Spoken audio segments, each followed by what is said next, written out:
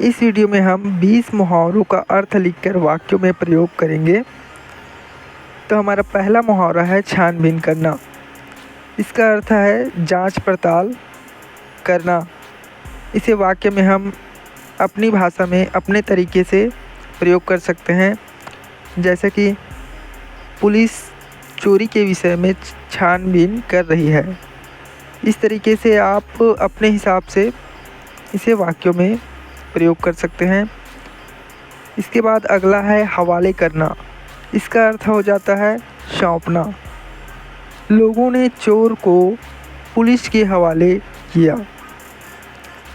इसी प्रकार अगला है असमंजस में पड़ना।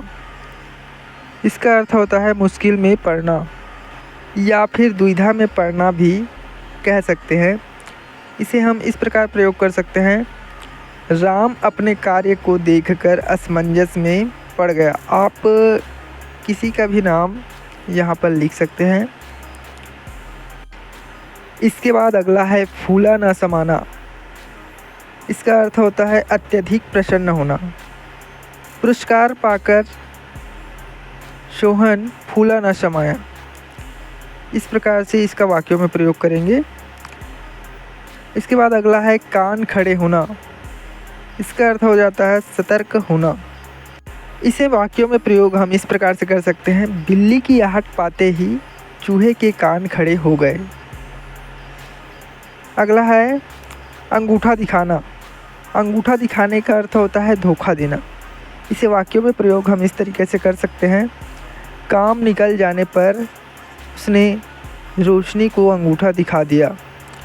यहाँ आप प्रयोग अपने हिसाब से, अपनी भाषा से और अपने हिसाब से कैरेक्टर का नाम दे करके भी कर सकते हैं। और इसके बाद अगला है अंधे की लाठी। इसका अर्थ है एकमात्र सहारा। श्रवण कुमार अपने माता पिता के लिए अंधे की लाठी की तरह था। इस तरीके से वाक्यों में प्रयोग कर सकते हैं। इसके बाद अगला है खून पसीना एक करना। इसका अर्थ है बहुत मेहनत करना। इसे वाक्यों में प्रयोग हम इस प्रकार से कर सकते हैं, पिताजी ने खून पसीना एक कर यहाँ मकान बनाया है।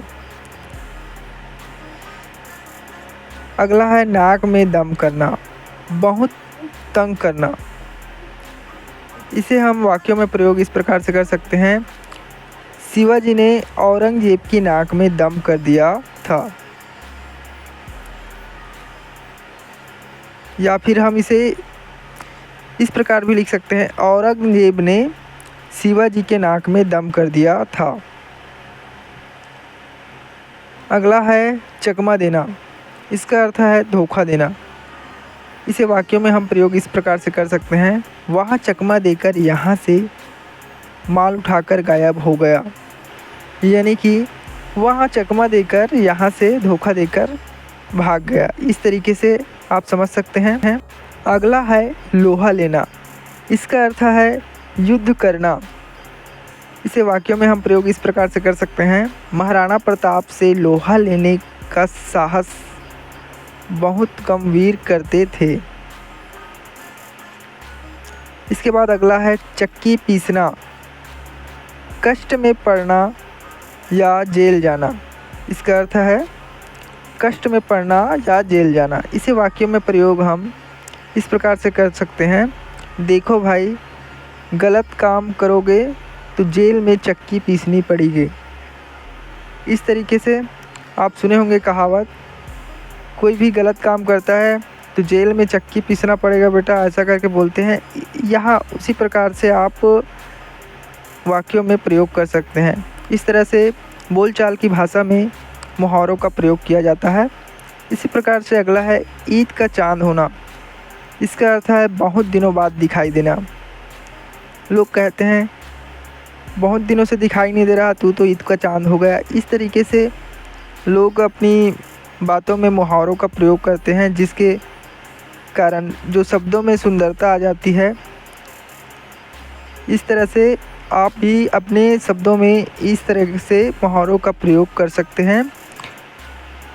इसका अर्थ होता है बहुत दिनों बाद दिखाई देना, और इसे वाक्य में हम प्रयोग इस प्रकार से कर सकते हैं, राम आजकल ईद का चांद बन गया है। इसके बाद अगला है डूबते को तिनकी का सहारा।